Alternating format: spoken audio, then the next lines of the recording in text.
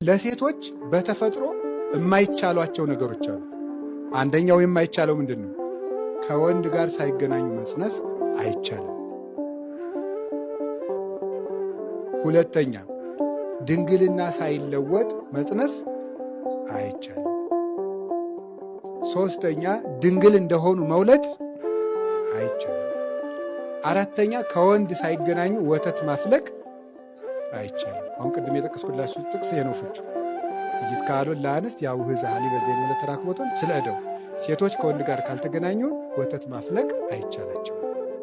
ስለዚህ እመቤታችን ቅድስት ድንግል ማርያም ግን የእነዚህን ሴት የማይቻላትን አራት ከተፈጥሮ ሕግ በላይ የሆኑ ነገሮች ሁሉ ፈጽማል አላት። ምን ጸጋዎች ያለ ወንድ መጽነስ፣ ድንግልና ሳይለወጥ መጽነስ፣ ድንግልና ሳይለወጥ መውለድ፣ ከዛ በኋላ ደግሞ ሀሊበ ድንግልናን ማስገኘት። ሀሊበ ድንግልና ማለት የድንግልና አጥብታ ማሳደግ።